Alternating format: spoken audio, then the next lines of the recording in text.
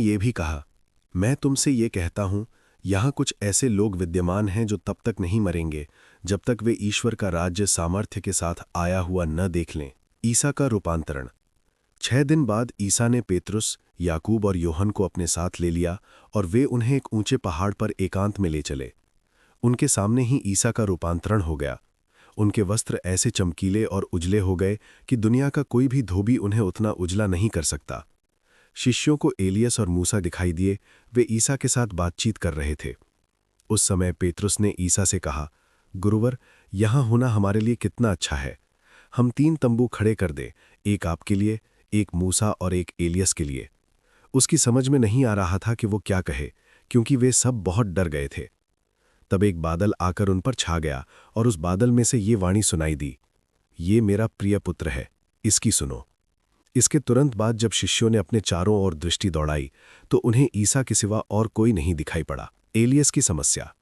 ईसा ने पहाड़ से उतरते समय उन्हें आदेश दिया कि जब तक मानव पुत्र मृतकों में से न जी उठे तब तक तुम लोगों ने जो देखा है उसकी चर्चा किसी से नहीं करोगे। उन्होंने ईसा की ये बात मान ली, परंतु वे आपस में विचार विमर्श करते थे कि मृतकों में से जी उठने का अर्थ क्या हो सकता है। उन्होंने ईसा से पूछा, शास्त्री ये क्यों कहते हैं कि पहले एलियस को आना है? ईसा ने उत्तर दिया, एलियस अवश्य पहले सब ठीक करने आता है, फिर मानव पुत्र के विषय में ये क्यों लिखा है कि वो बहुत दुख उठाएगा और तिरस्कृत किया जाएगा? मैं तुमसे कहता हूं, एलियस आ चुका है और उसके विषय में जैसे लिखा है उन्होंने उसके साथ वैसा ही मनमाना व्यवहार किया है। अब दूतग्यस्त लड़का। जब वे शिष्यों के पास लौटे तो उन्होंने देखा कि बहुत से लोग उनके चारों ओर इकट्ठे हो गए हैं और कुछ शास्त्री उनसे विवाद कर रहे हैं। ईसा को देखते ही लोग अचंभे में पड़ गए और दौड़ते हुए उन्हें प्रणाम करने आए। ईसा ने उनसे पूछा, तुम लोग इनके साथ क्या विवाद कर रहे हो? भीड़ में से एक ने उत्तर दिया, गुरुवर, मैं अपने बेटे को जो एक गूंगे अपदूत के वश में है आपके पास ले आया हूं। वो जहां कहीं उसे लगता है वो उसे वहीं पटक देता है और लड़का फेन उगाता है, दांत पीसता है और उसके अंग अकड़ जाते हैं।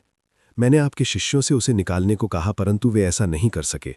ईसा ने उत्तर दिया, अविश्वासी पीढ़ी, मैं कब तक तुम्हारे साथ रहूं, कब तक तुम्हें सहता रहूं? उस लड़के को मेरे पास ले आओ।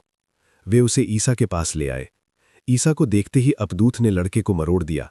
लड़का गिर गया और फेन उगलता हुआ भूमि पर लौटता रहा। ईसा ने उसके पिता से पूछा, इसे कब से ऐसा हो जाया करता है? उसने उत्तर दिया, बचपन से ही। अपदूत ने इसका विनाश करने के लिए इसे बार बार आग अथवा पानी में डाल दिया है। यदि आप कुछ कर सकें तो हम पर तरस खाकर हमारी सहायता कीजिए। ईसा ने उससे कहा, यदि आप कुछ कर सकें, विश्वास करने वाले के लिए सब कुछ संभव है। इस पर लड़के के पिता ने पुकार कर कहा, मैं विश्वास करता हूं, मेरे अल्प विश्वास की कमी पूरी कीजिए। ईसा ने देखा कि भीड़ बढ़ती जा रही है, इसलिए उन्होंने अशुद्ध आत्मा को ये कहते हुए डांटा, बहरे गूंगे आत्मा, मैं तुझे आदेश देता हूं, इससे निकल जा और इसमें फिर कभी नहीं घुसना। अपदूत चिल्लाकर और लड़के को मरोड़कर उससे निकल गया। लड़का मुर्दा सा पड़ा रहा, इसलिए बहुत से लोग कहते थे ये मर गया है, परंतु ईसा ने उसका हाथ पकड़कर उसे उठाया और वो खड़ा हो गया। जब ईसा घर पहुंचे तो उनके शिष्यों ने एकांत में उनसे पूछा, हम लोग उसे क्यों नहीं निकाल सके? उन्होंने उत्तर दिया, प्रार्थना और उपवास के सिवा और किसी उपाय से ये जाति नहीं निकाली जा सकती। दुख भोग और पुनरुत्थान की दूसरी भविष्यवाणी। वे वहां से चलकर गलीली पार कर रहे थे। ईसा नहीं चाहते थे कि किसी को इसका पता चले, क्योंकि वे अपने शिष्यों को शिक्षा दे रहे थे। ईसा ने उनसे कहा, मानव पुत्र मनुष्यों के हवाले कर दिया जाएगा। वे उसे मार डालेंगे और मार डाले जाने के बाद वो तीसरे दिन जी उठेगा। शिष्य ये बात नहीं समझ पाते थे, किंतु ईसा से प्रश्न करने में उन्हें संकोच होता था। स्वर्ग राज्य में बड़ा कौन? वे कफरनहूम आए। घर पहुंचकर ईसा ने शिष्यों से पूछा, तुम लोग रास्ते में किस विषय पर विवाद कर रहे थे? वे चुप रह गए, क्योंकि उन्होंने रास्ते में इस पर वाद विवाद किया था कि हम में सबसे बड़ा कौन है। ईसा बैठ गए और 12 को बुलाकर उन्होंने उनसे कहा, जो पहला होना चाहता है वो सबसे पिछला और सबका सेवक बने। उन्होंने एक बालक को शिष्यों के बीच खड़ा कर दिया और उसे गले लगाकर उनसे कहा, जो मेरे नाम पर इन बालकों में से किसी एक का भी स्वागत करता है वो मेरा स्वागत करता है, और जो मेरा स्वागत करता है वो मेरा नहीं बल्कि उसका स्वागत करता है जिसने मुझे भेजा है। उदारता। योहन ने उनसे कहा, गुरुवर, हमने किसी को आपका नाम लेकर अपदूतों को निकालते देखा और हमने उसे रोकने की चेष्टा की, क्योंकि वो हमारे साथ नहीं चलता। परंतु ईसा ने उत्तर दिया, उसे मत रोको, क्योंकि कोई ऐसा नहीं जो मेरा नाम लेकर चमत्कार दिखाए और बाद में मेरी निंदा करे। जो हमारे विरुद्ध नहीं है वो हमारे साथ ही है। मसीह के शिष्यों का उपकार। जो तुम्हें एक प्याला पानी इसलिए पिलाएगा कि तुम मसीह के शिष्य हो, तो मैं तुम्हें विश्वास दिलाता हूं कि वो अपने पुरस्कार से वंचित नहीं रहेगा। बुरा उदाहरण। जो इन विश्वास करने वाले नन्हों में से किसी एक के लिए भी पाप का कारण बनता है, उसके लिए अच्छा यही होता है कि उसके गले में चक्की का पाट बांधा जाए और वो समुद्र में फेंक दिया जाए। और यदि तुम्हारा हाथ तुम्हारे लिए पाप का कारण बनता है, तो उसे काट डालो। अच्छा यही है कि तुम लूले होकर ही जीवन में प्रवेश करो, किंतु दोनों हाथों के रहते नरक की न बुझने वाली आग में न डाले जाओ। और यदि तुम्हारी आंख तुम्हारे लिए पाप का कारण बनती है।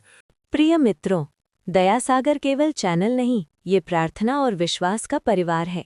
जब आप सदस्य बनते हैं तो आपका नाम हर दिन प्रार्थना में शामिल होता है और आप हमारे मिशन का हिस्सा बनते हैं।